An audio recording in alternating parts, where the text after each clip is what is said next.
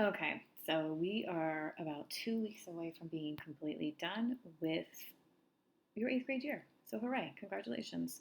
But before we do that, I just wanted to give you a little brief overview of the causes of the American Civil War. And then the two biggest things people will say it was over slavery, and then a lot of people argue it wasn't over slavery, it was over states' rights. And that was really the idea of over states' rights to choose to have slavery. Just so some clarification, the man on the left is wearing gray. He is a Confederate or Southern soldier, and the man on the right is wearing blue, and he is a Union or Northern soldier. The man on the left is a Confederate soldier, like I said. He would also be considered Johnny Reb or a rebel because they're rebelling against the United States government. And of course, the man on the right is a Northern Union soldier, also a Yankee. So those are kind of the names that you'll see. But just remember, gray is south, blue is north. And so this is the reasons why we're leading into the American Civil War. There are so many reasons why we have the American Civil War. It's not just like one little reason that you can tie up in a neat bow. It is about states' rights. It's about states' rights and their desire to want to have slavery and do what they want to do without the federal government, infringing upon that. And then there are so many examples of catalysts that will lead to the American Civil War. And we know this has been brewing since our founding fathers established the slave trade compromise in the U.S. Constitution, where he said can't touch slavery for 20 years. So this next issue that we're talking about, or the first issue, is the Dred Scott case. This is a court case where This is a court case where Dred Scott, pictured on the left, sues for his freedom. His master takes him from Missouri, which is considered a slave territory, and takes him to the north, to Wisconsin, which is considered a free territory. Now, if you remember at all, the Missouri Compromise said that all territory south of the 36th parallel, with the exception of Missouri, is slave territory. Everything north of that line is free. Well, Dred Scott argues, I was taken north of that line. I therefore am no longer a slave because I am living in free territory. So he sues for his freedom. And I think that's a very valid argument. Unfortunately, you have Supreme Court Justice Taney who rules against Scott. He says, Scott, I'm not even going to hear your case. You're not even a citizen of the United States. You are property, and so therefore you have no right to sue. He was then essentially sent back into slavery. Supreme Court Taney also compares slaves to mules, once again, dehumanizing them. And Northern abolitionists find this wholly unacceptable. It also, this Dred Scott ruling, which essentially said this slave who lived in free territory, which I think many of us today would be like, well, if he's in free territory, he should be free. It discredits the Missouri Compromise. So it says, like, well, then that line that was established with the Missouri Compromise between the North and the South doesn't make a difference if you're not going to uphold the law. And it essentially, once again, the Dred Scott verdict also reiterated that slaves are property. The second place you have, or the second reason you have the American Civil War is from Uncle Tom's Cabin. I'm not going to lie, I have only read bits and pieces. I've never read it. I've never sat down and read this book. I know some people really, really have, and I probably should since I'm a history teacher, but it's just not one of those ones where I'm like, gotta pick it up. But anyways, this is a hugely popular book written by a woman called Harriet Beecher Stowe. She was the one who went down to visit I believe she was in Kentucky. She went down to visit some family in Kentucky and saw slavery and felt passion to write about it. She sold 300,000 copies in a year and she made tons of money off of this. But really what it did was for people who really didn't know much about slavery, weren't really in the know, maybe they're just living on a farm, it just gave them a picture or a window into what slavery kind of looked like. And so she sensationalized it. I mean, probably not even sensationalized it. She just wrote about it. And people were like, oh my gosh, I didn't know that was happening. So she was just able to make more people aware of the situation. The next thing you have is you're going to have the Compromise of 1850. So remember, we had the Missouri Compromise. Well, with the Dred Scott case, that is going to be thrown out the window. So you have to come up with another compromise. We love a good compromise. Think of all the compromises or the word times you've seen the word compromise since the beginning of our country being established. So the Compromise of 1850 is going to be essentially say that there is no longer a slave trade in Washington, D.C. So Washington, D.C. is actually what most people would consider in the South.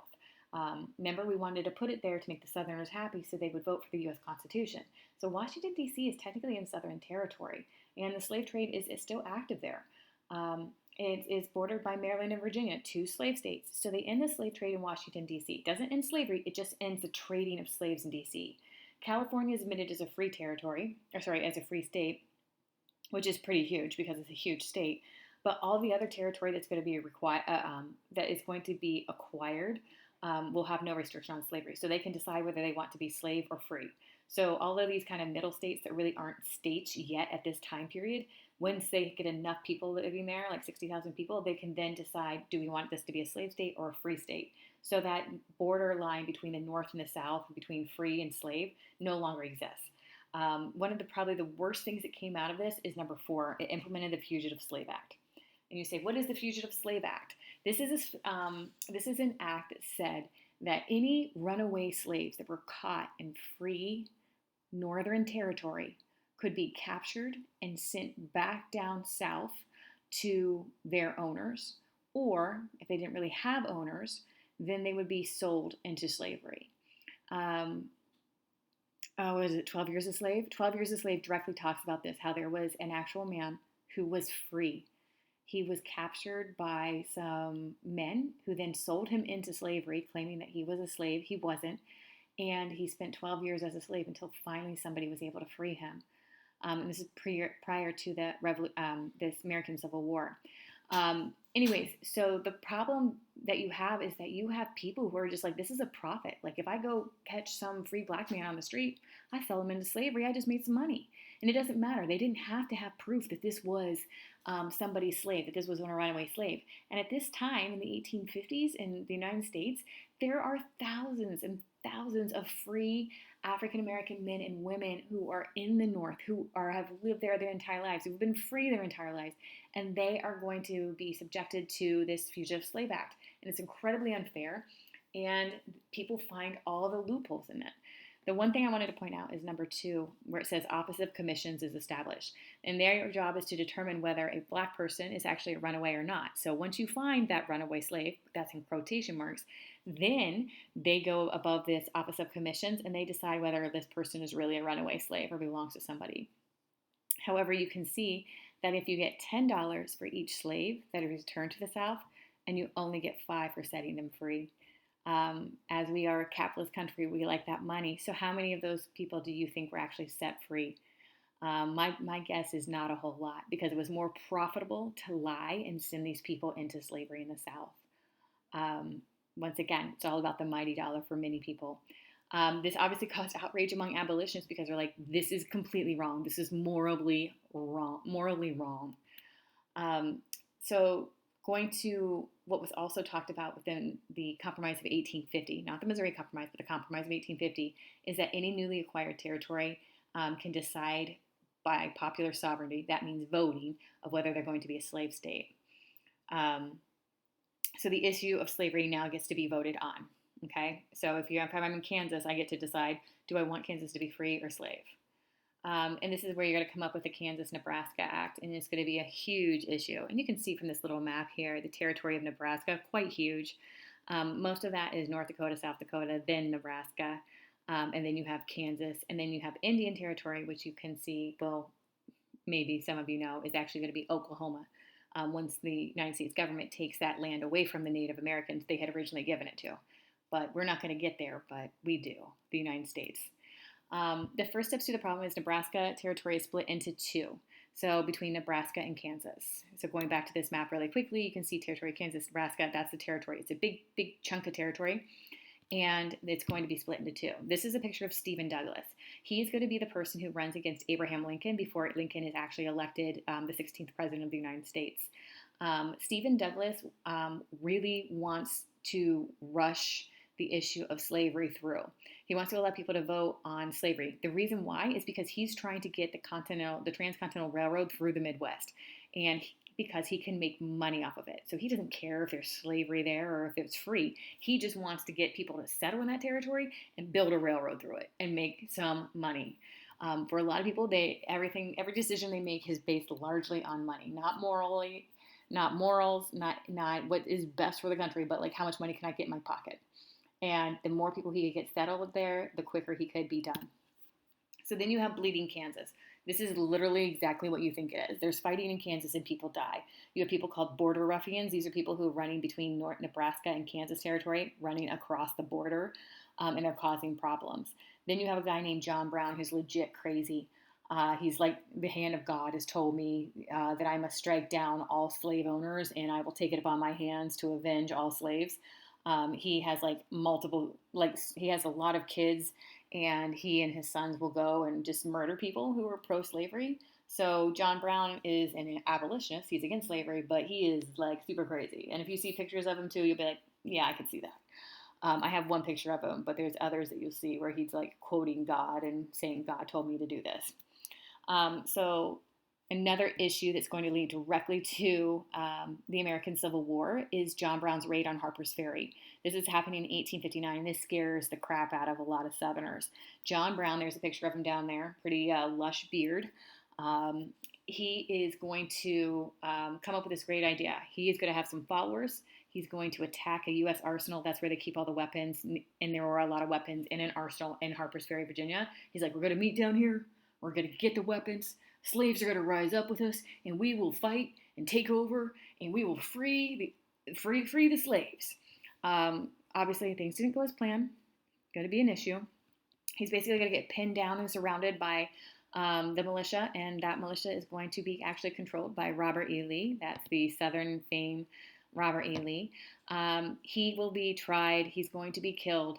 And the biggest thing is that Southerners are going to feel a lot of hatred towards Northerners and think that they're all going to be John Brown type people. And they believe that the Republican Party also supported John Brown. So it's kind of like, you know how in the United States today, everybody's like, we got a conspiracy theory about everything, even though you're like, it's ridiculous, just stop talking.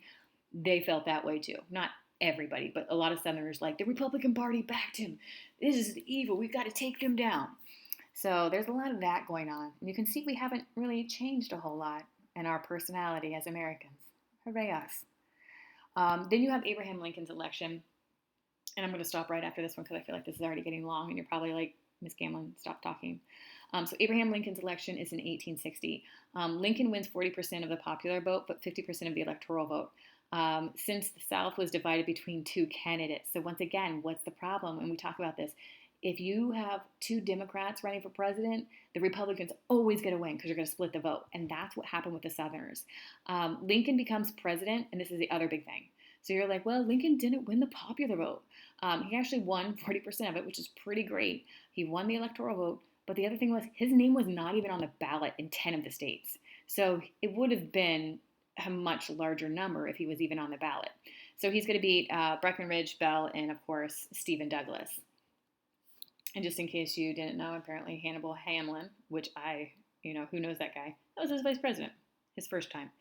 And then as soon as Lincoln gets elected, they're like, we're going to secede from the Union, which means they're going to leave the Union. And that's exactly what South Carolina does, because true to their name, they are going to fight against that. Which, interesting side note, South Carolina had, I believe their population had more or close to more African Americans living in South Carolina than white people. So, side note, that was pretty interesting. I'm going to stop there, and then we're going to talk about the first battle of Fort Sumter. And then that'll be it for your lectures this week. Thank you. And once again, count it down, guys. You're almost done.